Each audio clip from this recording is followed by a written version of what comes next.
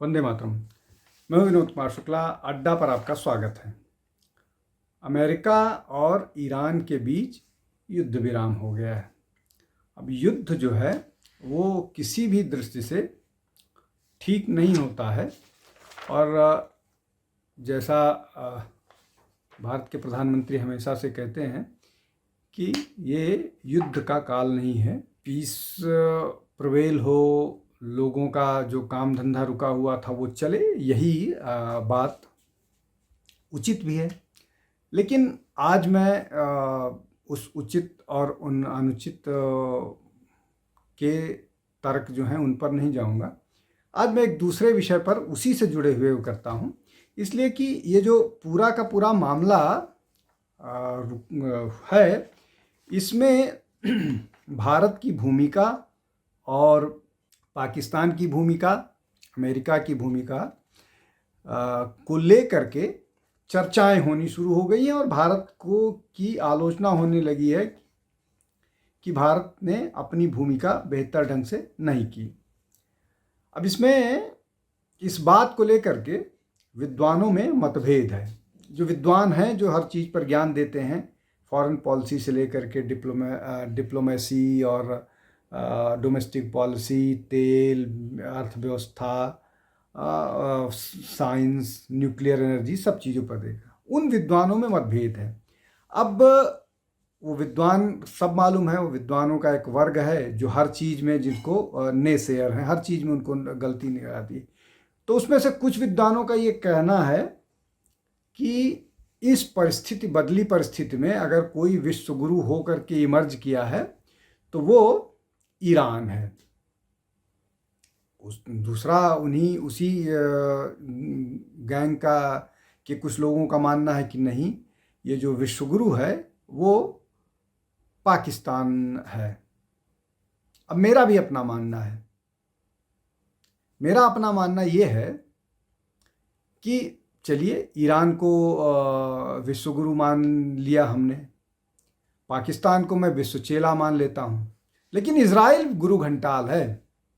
अब इजराइल गुरु घंटाल कैसे है कि अमेरिका और ईरान लड़ाई रोक दिए। वो कह रहा है, इजराइल ये कह रहा है कि हम तो जो लेबनान में हिजबुल्लाह के लोग हैं उन पर कोई सहमति नहीं बनी है, उन पर कोई समझौता नहीं हुआ है और उनको हम ठोकते रहेंगे, उनको तोड़ते रहेंगे। तो अब ये कौन सा समझौता है और किस तरह का विश्वगुरु है, इस पर चर्चा होती रहेगी। तो एक तो बात ये हो गई कि ये युद्ध विराम नहीं है, ये कुछ ऐसा हुआ है जिसमें अपने अपने इंटरेस्ट को प्रोटेक्ट करने का वो है, और अमेरिका की जो इज्जत थी वो बचाने का एक तरीका है। अब वो कैसे है उस पर भी आ जाते हैं। जो देश पूरे विश्व में घूम घूम करके ये कहता था कि उसने अब तक, जब से वो प्रेसिडेंट बना है, दर्जनों कॉन्फ्लिक्ट्स रुकवा दिए हैं, उसमें भारत और पाकिस्तान के बीच में जो ऑपरेशन सिंदूर वाला हुआ मामला था उसको रुकवाने में 50 बार उसका दावा था। वो और बहुत सारे, इंडोनेशिया और मलेशिया का जो मामला था, उसके अलावा यूक्रेन का मामला था, उसके अलावा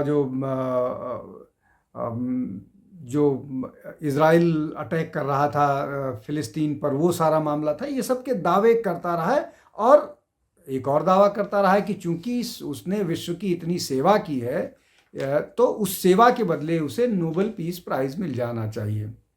और नोबेल पीस प्राइज़ के घोषणा से 2 दिन पहले तक भी इस तरह की रिक्वेस्ट की जा रही थी कि ट्रंप साहब, मैं नाम भी ले ले रहा हूँ, ट्रंप साहब ये उनको नोबेल पीस प्राइज़ के लिए वो खुद को मांग कर रहे थे, और जो उनके समर्थक थे वो भी वो कह रहे थे। अब अभी के मसले पर आते हैं। दुनिया का सबसे ताकतवर देश, जो अपने आप को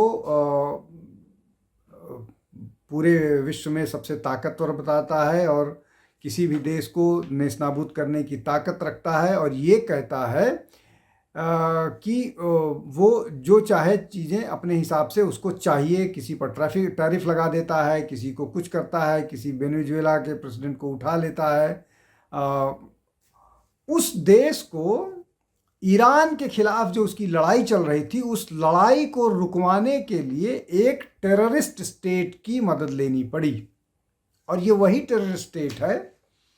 और उस टेररिस्ट स्टेट के दो, एक चेयरमैन है, एक सीईओ है, उसमें आसिम मुनीर साहब हैं और शहबाज शरीफ साहब हैं।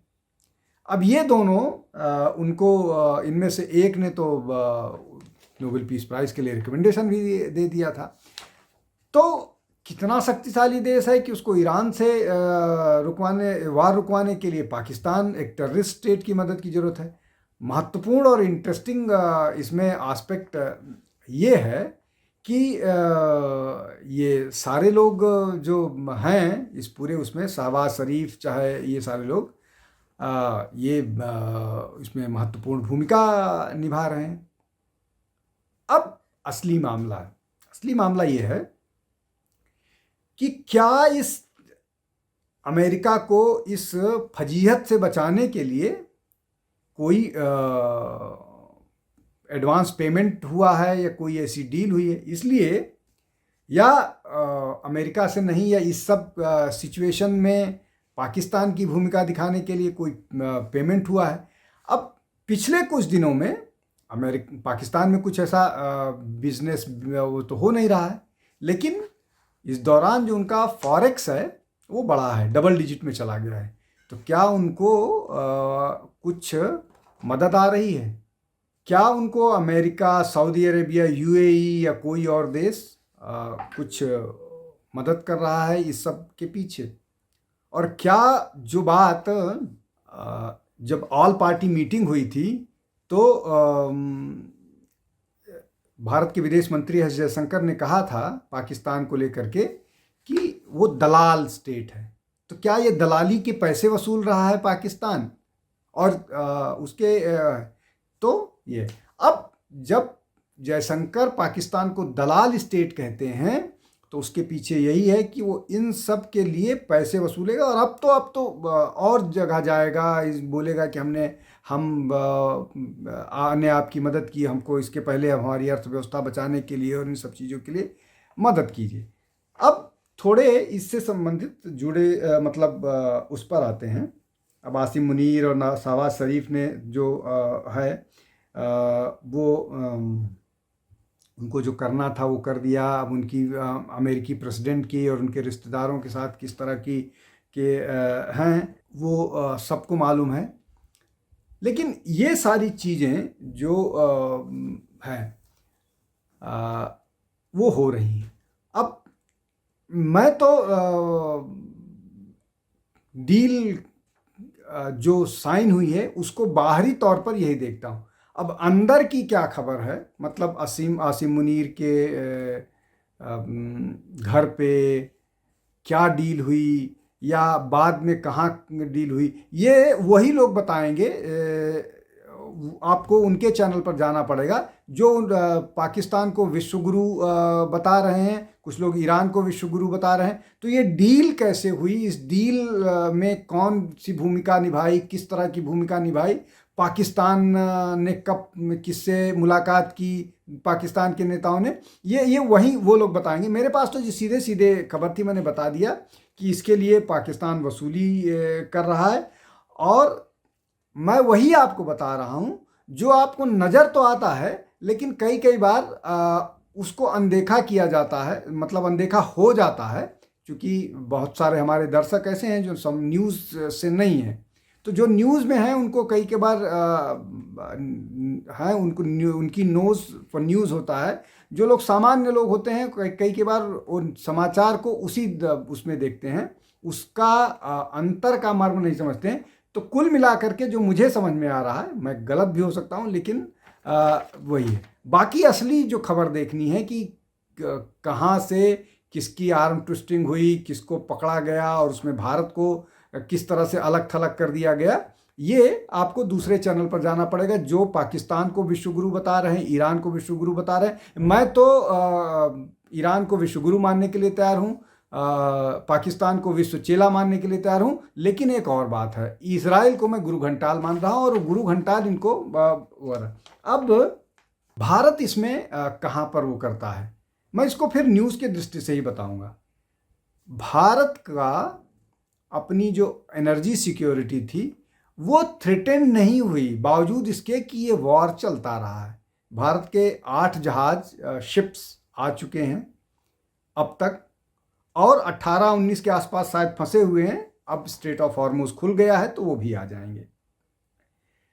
भारत के अपने संबंध इजराइल के साथ, जो 71 के वॉर से लेकर के 99 और अभी ऑपरेशन सिंदूर में लगातार हमारी क्राइसिस के समय में खड़ा रहा है, उसके साथ संबंध जस के तस हैं, बावजूद इसके कि सारी परिस्थितियों में।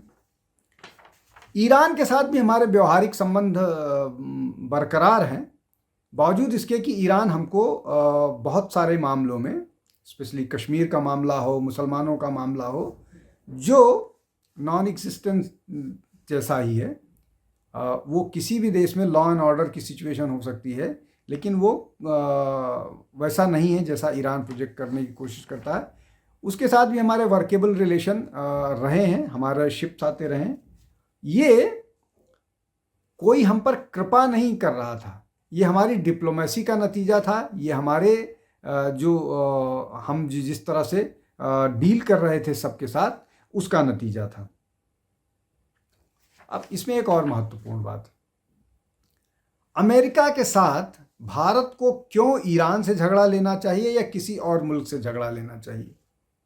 क्या हम अपनी इंडिपेंडेंट पॉलिसी, विशेष रूप से डिप्लोमेटिक पॉलिसी नहीं बरकरार रख सकते? और अगर भारत ने किया वो, तो उसमें क्या गलत किया और भारत कहाँ से फॉल्टर कर रहा है?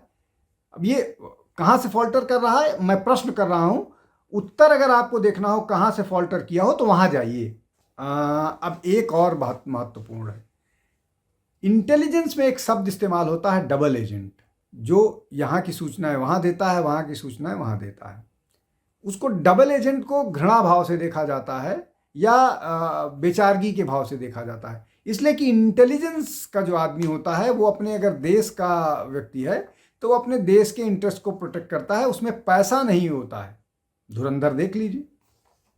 लेकिन क्या पाकिस्तान डबल एजेंट की तरह की भूमिका निभा रहा है? जैसा मैंने बोला कि डबल एजेंट की भूमिका निभा रहा है, और कुछ एडवांस पेमेंट ले भी चुका है और कुछ पेमेंट बाद में वसूलेगा, ये इन सब के बाद, और लगातार वसूलता रहेगा। क्या ऐसा हो रहा है? क्या पाकिस्तान ऐसा कर रहा है? अब ये ऐसा है, कुछ चीज़ें मैंने बता दी कि क्यों मुद्रा भंडार बढ़ रहा है, क्या वहाँ पर कुछ इस तरह की उनकी इकोनॉमी में कोई इंडस्ट्री लग गई, कोई और ऐसी चीज़ हो गई जिसके कारण अचानक होने लगा। वो सारा या तो उनको डोनेशन मिला है या कर्ज मिला है, तो वो डोनेशन और कर्ज अचानक बढ़ा क्यों, और तब जब मिडिल ईस्ट क्राइसिस में है। ये एक महत्वपूर्ण बात है। तो जो मैं बताने की कोशिश कर रहा हूँ, या जो बात एस जयशंकर कह रहे थे और हमारा विपक्ष नहीं समझ पा रहा था, वो ऐसा ही मसला है। आज के लिए बस इतना ही। बहुत बहुत धन्यवाद। नमस्कार।